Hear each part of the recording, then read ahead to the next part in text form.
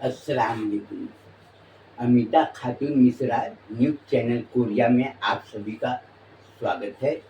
अपने जान पहचान वाले अपने मित्र बंधुओं सभी को नमस्कार।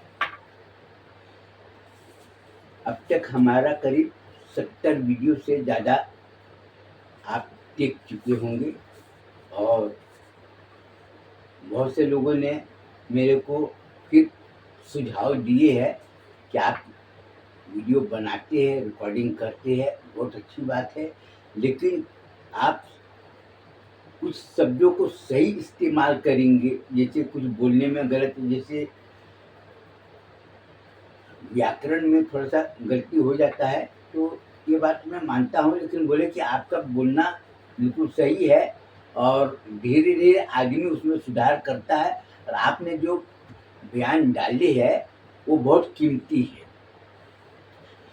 बच्चे लोगों को पढ़ने के लिए किताब दी जाती थी और आपको ये भी मालूम होगा कि चंदा मामा, गुड़िया, पराग, नंदन, आज से करीब 40 साल पहले मुड़कर देखेंगे, आप किसी से पूछेंगे तो आपको कोई भी बता देगा। चंदा मामा गुड़िया मद्रास से आती थी, जब उसका नाम चेन्नई हो गया है, मद्रास से आती थी। और पराग, नंदन ये सब दिल्ली से आती थी। चंपक दिल्ली से आती थी। और साहित्य किताब सरिता, मुक्ता और ग्रह शोभा ये सब होती है। सरस सलील होती है, आप लोगों को मालूम होगा। सरस सलील कई लाख छपती है। कई लाख छपने का मतलब ये है कि कम से कम नहीं तो 80-90 लाख छपती है वो किताब।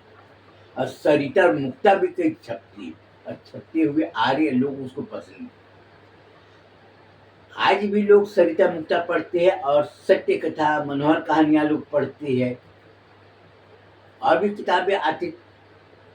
तो अच्छे साहित्य पढ़ने से आदमी का दिमाग संतुलित रहता है और उसमें कई तरह की ज्ञान प्राप्त होती है। आपको मालूम होगा, अपने देश का सबसे प्रसिद्ध गुलशन नंदा का उपन्यास आता था, हाथों हाथ बिक जाती थी। लोग खाना के लिए पैसे, चाय के लिए पैसे जमा करते रहे, लेकिन किताब खरीदते थे। और साप्ताहिक हिंदुस्तान किताब आते थे, हिंदुस्तान पेपर दिल्ली से निकलता है, उसका Dharmyug, Times of India Bombay से आता रहा, धर्मयुग आता रहा, दिनमान आता रहा और भी किताबें आती थी, जो कि हम आपको और ज़्यादा जानकारी नहीं दे सकते हैं उसके बारे में। और साहित्य के मामले में गुलशन नंदा, प्रेम वाजपेयी, रानी वाजपेयी, सरला रानू, समीर कुशवाहा और भी किताब आती थी और जासूसी किताब आती थी, इलाहाबाद से जासूसी दुनिया, और उसमें भी बहुत से नॉवेल छपते थे, बहुत अच्छे आते थे। आपको मैं इसलिए बता रहा हूँ कि आप कभी भी किसी भी चीज़ का आप जानकारी लेंगे तो आपको जानकारी मिलेगा। सत्य कथा कहाँ से निकलता रहा? मुट्ठीगंज, इलाहाबाद से। मैं आपको प्रकाशन का नाम इसलिए बता देता हूँ कि आप सही जानकारी लें। और दिल्ली से निकलते रही किताब, वो तो आपको मालूम हो ही जाएगा किसी तरह से इधर उधर है। अब मेरठ से उपन्यास निकलते थे, वो भी आप किसी से पता करेंगे, वो भी आपको मालूम हो जाएगा। ये सब बताने के पीछे हमारा मूल उद्देश्य है कि आप कोई भी काम करो तो सही काम करो, और सही काम करने के लिए आपको सही लोगों से मिलना पड़ेगा। अब आपको मैं बता दूं, आप कोई किताब है, एक अनपढ़ आदमी से पूछेंगे भैया ये किताब, तो पढ़ा लिखा तो है नहीं, तो आपको क्या जानकारी देगा? अब आप बोलेंगे कि ठीक है, पढ़े लिखे सब, अब पढ़े लिखे तो है, अब जो बंगाल में गया बोला भैया ये किताब जानती थी, तो भाई मैं तो बंगला पढ़ा हूँ, हिंदी नहीं जानता। बंगाल में बहुत से लोग हिंदी नहीं पढ़ते, बंगला पढ़ते, अंग्रेजी पढ़ते। अब तमिलनाडु, साउथ इंडिया में आप जाएंगे, बोले बड़े बड़े पढ़े लिखे विद्वान हैं, अंग्रेजी पढ़ते। अब अंग्रेजी तो पढ़ते ठीक है, अब वो अब हिंदी के बारे में बोलेंगे तो बोलेगा आई डोंट नो हिंदी, मैं हिंदी बोलना नहीं जानता। अब गुजरात जाएंगे तो गुजरात में भी बहुत बड़े बड़े साहित्य किताब निकलते, साहित्यकार गुजरात में बहुत बड़े बड़े साहित्यकार हैं। आपके उत्तर प्रदेश में बहुत बड़े बड़े साहित्यकार हैं, बिहार में बहुत बड़े बड़े साहित्यकार हैं, बंगाल में बड़े बड़े साहित्यकार हैं, उड़ीसा में भी बड़े बड़े साहित्यकार हैं, सभी समाज में बड़े बड़े साहित्यकार हैं। और साहित्यकार का नाम भी बहुत और उसको पुरस्कार भी मिलता है अच्छे साहित्य लिखने से। और साउथ इंडिया में तो साहित्यकारों का भंडार है।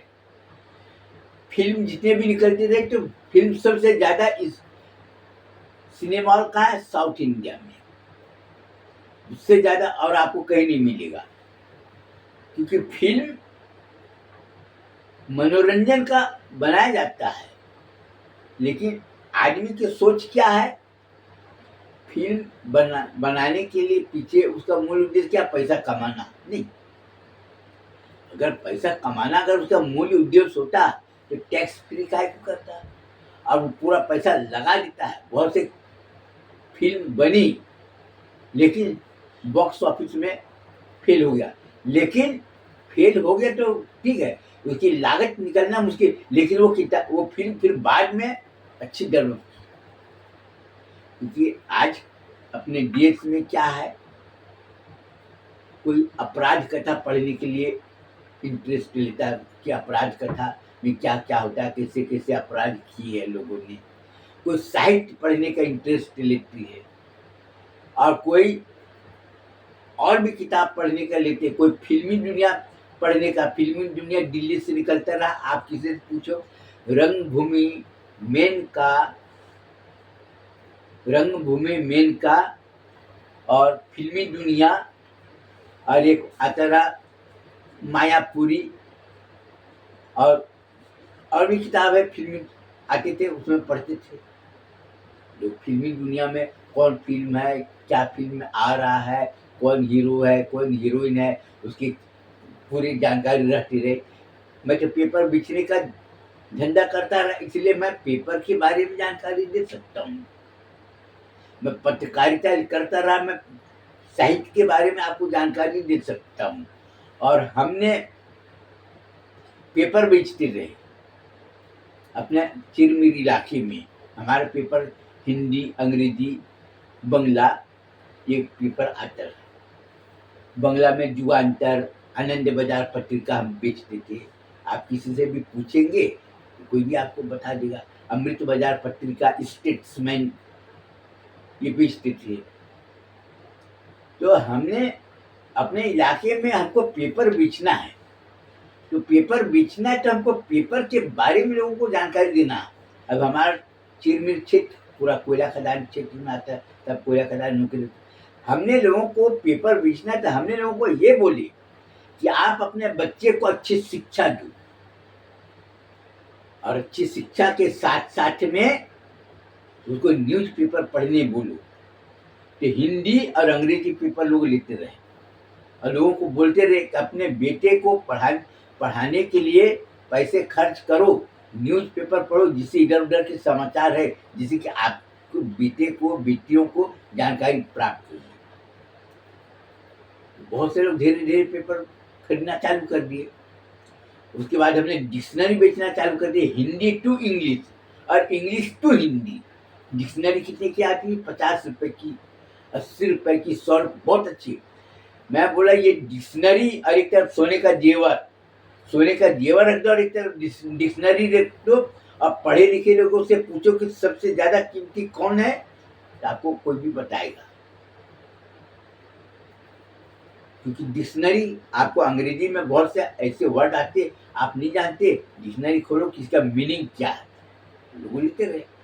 तो सही गाइड करने की वजह से हमारा पेपर धीरे धीरे अच्छा बढ़ा, और हमने पेपर बांटने के लिए हॉकर भी रखे और भी जगह रखे। हिंदुस्तान बुक डिपो के नाम से हमारा पेपर आता रहा, Indian papers and magazine department के नाम से पेपर आता रहा, अजवा यूनिवर्सल बुक डिपो के नाम से पेपर आता रहा, किताब आता रहा। और हम अपना बेचते रहे, अपना ले जाकर पैसा ले ले। लेकिन वहाँ पर क्या है कि कोयला खदान में काम करने वाले ज़्यादातर मजदूर स्टाफ, तो लोगों को पेमेंट मिलता रहा, महीना में मिलता रहा, तो लोग पैसा महीना में देते रहे। लेकिन पैसा लोग दे देते थे, बहुत से लोगों का बाकी रहता रहा, लेन देन सब बराबर ही था, पैसा हमारा। और खासकर आदिवासियों में पैसा हमारा डूबा नहीं। डूबा कहाँ, जो पढ़े लिखे तो थे लेकिन जुआरी थे, शराबी थे, मक्का लोग थे, और वो लोग अपने आप को होशियार समझते थे। और कुछ नेता लोग थे, वो लोग भी हमारा पैसा डुबाए। हमने कला कमुंदी केरल से मंगाते थे, त्रिवेंद्रम से, क्योंकि हमारे यहाँ पर साउथ इंडिया में मलयाली, तेलुगु ये जो थे, तो वो किताब लाते रहे, वो भी बेचते रहे। तो इससे क्या हुआ, जब लोगों को पढ़ने का इंटरेस्ट जब हुआ, तो फिर मैं कलकत्ता गया था। कॉलेज स्ट्रीट है, वहाँ पर बहुत से बंगला किताब मिलते थे, पत्रिका भी मिलते थे, और मासिक पत्रिका होती थी प्रसाद, ऋतुराज, नवकल्लोल, सुखतारा, बच्चों का किताब आता रहा, वो भी बेचते रहे। नाम आपको इसलिए बता रहा हूँ कि सही काम करने वाला अगर आपको सही जानकारी देगा तो आपको हर चीज आसानी से जानकारी प्राप्त हो सकता है।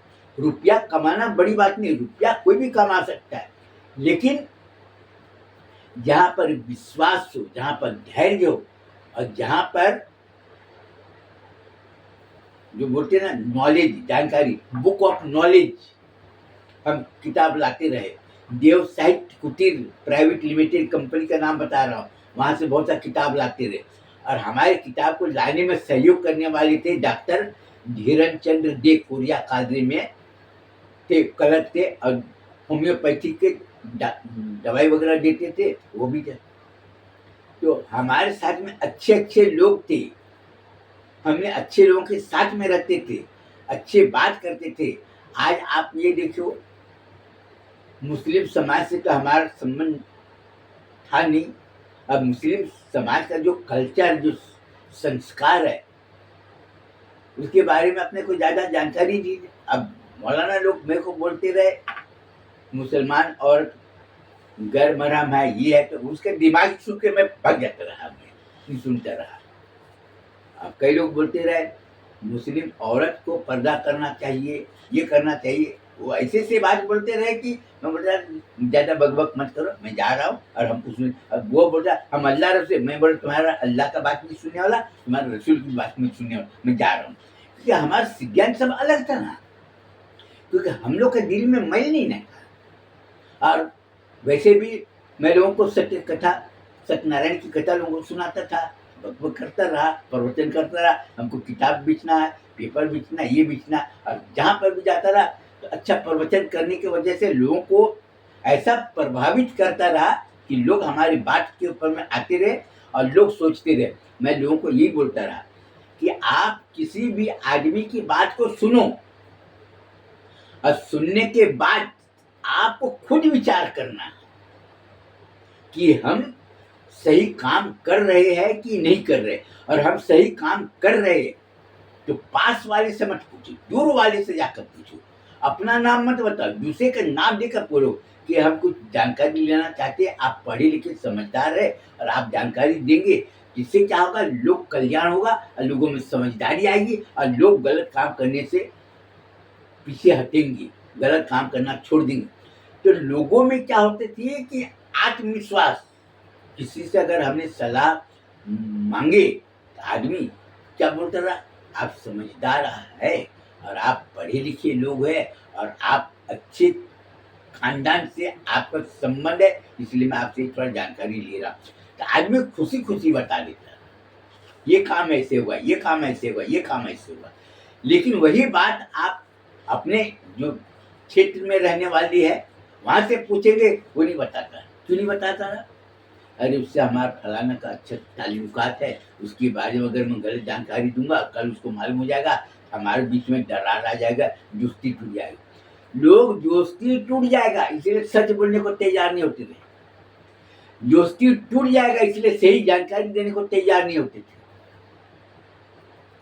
उसके पीछे ये है, पढ़े लिखे है, लोग क्या बोलते हैं, मैं तो सभी लोगों के लिए कल्याण की भावना रखता, अपने सभी लोग अच्छे रहे, लोका समस्ति सुखावी भवंतु, मैं सभी लोगों के लिए सुख की कामना करता हूँ। ये कोरा झूठ। अगर लोका समस्ति सुखावी भवंतु को अगर आप मानते हैं तो फिर आप तो दिन में ये कैसे आया, ये फलाने जात का, ये फलाने जात का, ये फलानी जात का, तुझसे ये नहीं, उससे नहीं, तुझसे मिक्सचर हो जाता। ये पानी है, पानी एकदम साफ। जो आदमी सही बात करता है वो किसी का पक्ष नहीं लेगा, कोई भी जात हो। सभी जात में अच्छे लोग हैं, सभी जात में बुरे लोग हैं, दोनों चीज पाई जाती है। सभी जातों में सहयोग की भावना है, विश्वासी है, चरित्रवान है और धर्म के प्रति आस्था रखने वाली है। तो आज मेरे को देखो कितने लोग क्या क्या बोलते हैं, लेकिन जब उसके लोग छानबीन करते तो खुद ही बता, हमको किसी के मुंह में कालिख नहीं फूटना। कुछ लोग ऐसे हैं कि अपने मुंह में कालिख फूटते हैं। अब आपको एक जरूरी चीज इसलिए मैं बता रहा हूँ, बताना तो मैं नहीं चाहता था, लोगों ने मना किए थे कि मत बोलना। कुछ सच्ची बात ऐसी होती है कि आदमी सुनने के बाद उसको सहन नहीं कर सकता, क्योंकि सहन करने की उसमें शक्ति नहीं है, इसलिए वो सहन नहीं कर सकता। और कुछ लोग ऐसे कि सच बोलने की ताकत नहीं है। ये तो मोबाइल है ना, कई लोग बोलते हैं ना मैं सच बोलता हूँ, तो ठीक है, तो मैं तुमसे सवाल कर रहा हूँ, मैं रिकॉर्डिंग कर रहा हूँ, चलो बोलो, पीछे हट जाता है, बोलता नहीं। क्या बोलता है, इन्नल्लाह मा साबरीन, सब्र करने वालों के साथ अल्लाह ताला है। ये एक मंत्र ना, ये सुनने में बहुत अच्छा लगता है। और क्या बोलते हैं, सभी लोगों के लिए दुआ करो कि सभी लोग अच्छे हो। दुआ करते हैं सभी लोग अच्छे हो, उसका दिल में तो पहली बात इतना कचरा, कीना, बदले की भावना भरी हुई, वो सच नहीं बोल सकता। उसके लिए क्या, अब मैं दुआ करूंगा, परवरदिगार ये बकरी है, इसको तू बकरा बना दे, बनेगा क्या? ये घोड़ा है, तू इसको हाथी बना दे, बनेगा क्या? मैं इमली का पेड़ बोया हूँ, मैं बोलूंगा परवरदिगार मैं ये पेड़ बोया हूँ, तू सब कुछ जानने वाला है, तू रहम करने वाला है, सब कुछ रहीम है, करीम सब कुछ है। अब ये पेड़ में बोया ना, इसमें आम लगा दी, लगेगा क्या? नहीं लगेगा। किसी आदमी ने आम का पेड़ बोया है, मैं बोलूंगा परवरदिगार से मेरी दुश्मनी है, वो आम का पेड़ बोया, उसमें एक भी आम ना लगी, ऐसा होगा क्या? तो ऐसा नहीं हो सकता है। क्यों? क्योंकि ये प्राकृतिक है। इमली बोया है तो इमली लगेगा, आम बोया है तो आम लगेगा, जामुन बोया है तो जामुन लगेगा, कटहल बोया है तो कटहल लगेगा, बेल का बोया है तो बेल लगेगा। तो जो पेड़ लगाया है वही लगेगा। अब गाय है, उसमें बकरी का बच्चा होगा नहीं, किसी ने बकरी खरीदा तो उसमें गाय का बच्चा होगा नहीं। तो ये जो जैसा वो उसी का, जो प्राकृतिक ने जिस रूप धारण किया है जीव ने, उसमें वही आएगा। लेकिन मनुष्य एक ऐसा जीव है जिसमें सब कुछ होने के बाद में भी वो जानवरों जैसा व्यवहार करता है, जानवरों जैसा उसका रहन सहन है। अब आप ये बताइए कि लोग बोलते थे ना, नहीं हम झूठ नहीं बोलते, नहीं हम बेईमानी नहीं करते, ठीक है, हमने रिकॉर्डिंग किया, वो मेरे पास में है। मैं पेपर वाला होने के साथ साथ हमारा कई जगह आना जाना था, जी था। अब लोगों ने पैसे के लेन देन में वो बोलते थे मौलाना साहब ये पैसा जो है ना दे देना। कई लोग जैसे हम पेपर वाले तो कई लोगों, कई दुकानदारों से, कपड़े वाले से, होटल वाले से, किराने वाले से, टेलर की दुकान वालों से, हमारे सब जान पहचान होने से उनको पैसा लेना, जाके दे देना। तो हमने एक हाजी साहब के यहाँ पर गए, हाजी साहब मेरे को पहचानते हैं और वो हमारे बाप को भी पहचानते हैं, ये रहीम बख्श मैनिक सरदार का बेटा है। और गए, लेकिन क्या है कि हमारे गांव में, अब हम लोग तो हिंदू से मुस्लिम बने तो हमारा नाम वहां पर तो अजवा भैया बोले गए, हमारे बाप का नाम है सन्नू मियाँ, तो सोनू प्रसाद मिश्रा तो सोनू मियाँ बोले, सोनू मियाँ मियाँ के नाम से ज़्यादा प्रसिद्ध है, अजूबा मियाँ ये सब बोलते। तो हमारे गांव में जाकर कोई बोलेगा ये नाम है तो बोलेगा हम नहीं जानते, भाई वो तो यही बोलेगा। लेकिन जब सही जानकारी जब लोगों को मिल गई तो हाजी साहब के यहाँ से किसी ने पैसे मांगे थे, अब वो क्या किए कि दे देना। अब मैं उसके हाजी साहब के घर गया, पैसा देने, पैसा पेपर में लपेटा था और दिया। तो अभी की बात है, मैंने ज़्यादा साल नहीं हो रहा है, मैंने 15 साल होता होगा। तो उसके घर में उसके फूफा थे, यानी हाजी साहब के जीजा जी बहनोई। मैं बताया तो घर में थे, तो मैं बोला कि भाई हाजी साहब की बेटी है, क्या काम है, हमको उससे काम है। तो भाई क्या काम है आप मेरे को बताइए। मैं बोला हमको, आपको हम जानते नहीं और आपसे नहीं, हमको उनके बेटी से काम है। बोले हाजी साहब नहीं है। बोले ठीक है कोई बात नहीं, आप उनकी बेटी को बुलाइए। तो बोलता है नहीं वो गैर महरम से नहीं मिलती है। साला गैर महरम से नहीं मिलती। बोला आप उसको बुला दीजिए और नहीं तो फिर वो मेरे से करने लगा।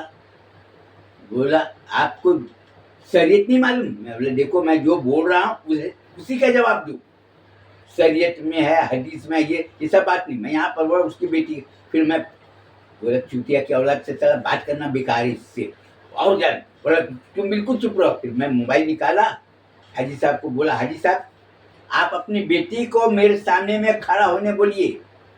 अब हाजी साहब गर्जना सुना मेरा, ये पूरा अगर इसको नहीं बोलता हूँ तो भड़क जाएगा, अनाप शनाप बोलेगा।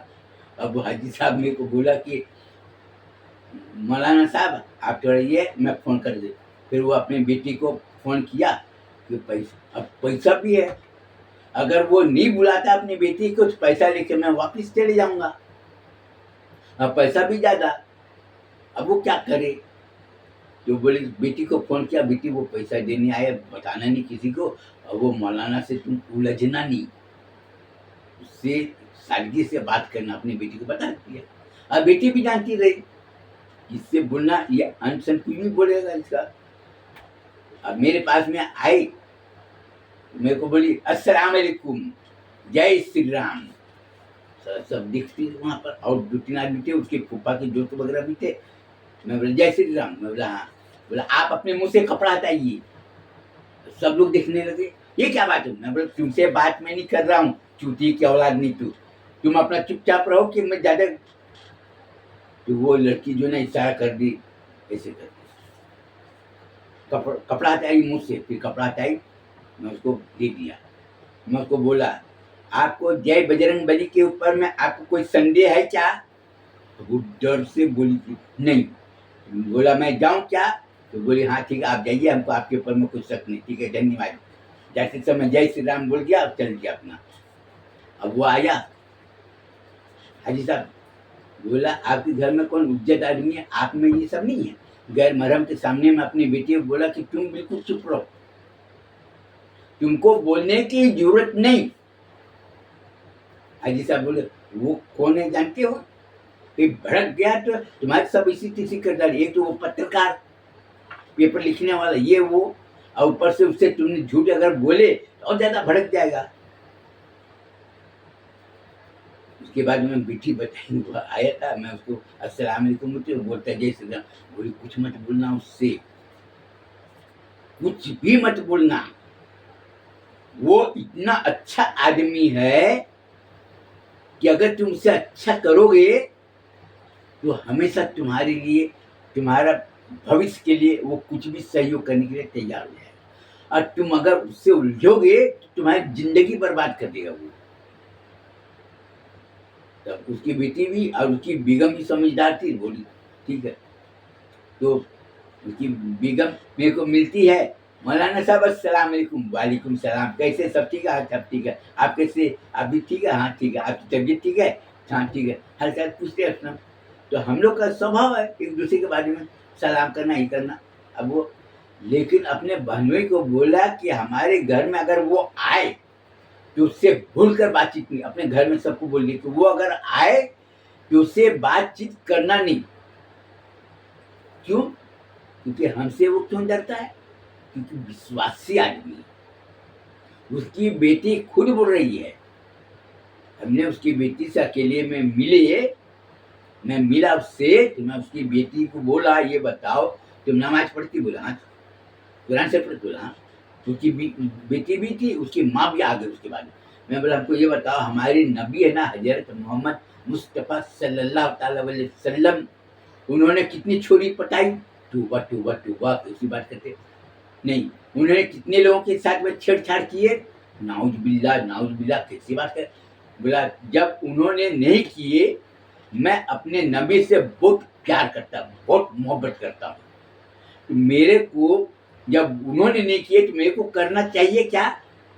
उसकी और बोली मौलाना साहब आप बहुत ऊँची बड़ी बात बोली है, ऐसी बात तो किसी ने नहीं बोली। आज तो कितने लोग तो घूर घूर कर देखते और अपने क्या लेना देना। मैं किसी के घर गया, उसकी बेटी है, बहन है, उसकी बीबी है, गोरी अच्छी, सब कुछ ठीक है, भाई अपने क्या काम का? मेरे को पप्पी देगी क्या? नहीं, हम काय को देखने जाएंगे उससे? जब हमको पप्पी नहीं देगी, हमसे मिलेगी नहीं, काय को देगी? अगर हम किसी के साथ अवैध संबंध बनाते हैं, गंदी हरकत करते हैं, तो मेरे को कोई आदमी अपने घर में आने देगा? आप अपने से सोचो। लोग किससे डरते हैं? जो आदमी सत्य बोलता है। किससे डरते हैं? जो विश्वासी हो। किससे डरते? जो कदम कदम पर आपको हमेशा साथ देता हो, उससे लोग डरते हैं। जो आदमी चरित्रवान हो, उससे तो इतना डरते हैं कि काले सांप से उतना भयभीत नहीं। एक चरित्रवान आदमी अगर आया, सही बात बोलने वाला है, उसकी गर्जना से लोग सब भयभीत हो जाते, सब सामने भाग जाते। बोले आप अपना क्रोध का शांत कीजिए, आप इतना गुस्सा मत कीजिए, आप समझदार आदमी ये। तो मैं अपने मदरसे में पढ़ने वाली बच्ची, हजरत आमीना इस्लामिया मदरसे में पढ़ने वाली बच्ची को क्या बोलूँगा कि तुम इतना शक्तिशाली बनो कि लोग तुमको देखे तो भयभीत हो जाए। भयभीत डंडा दिखाने से नहीं, उसको अगर हम ताकतवर है, हमको बोले तुमको गुस्सा मारूंगा, उससे नहीं, बल्कि तुम्हारे तप की शक्ति से। तप की शक्ति को देखकर लोग अंदर से कांप जाए। आप अगर कहीं जाओ तो आप कुछ बोलो तो उसको सबूत मांगने की जरूरत न पड़े। तुमको सबूत नहीं देना है कि मैं चरित्रवान आदमी हूँ, तुमको सबूत नहीं देना है कि मैं मेहनती आदमी, तुमको सबूत नहीं देना है कि मैं विश्वासी आदमी हूँ। वो करना करो, नहीं करना मत करो। अभी हम चाय पत्ती शक्कर बेचते हैं, कई लोगों को दिए और कई जगह लोग बोले चाय पत्ती 225 रुपया। अब जो पढ़ा लिखा आदमी नहीं है उनको क्या समझाएंगे?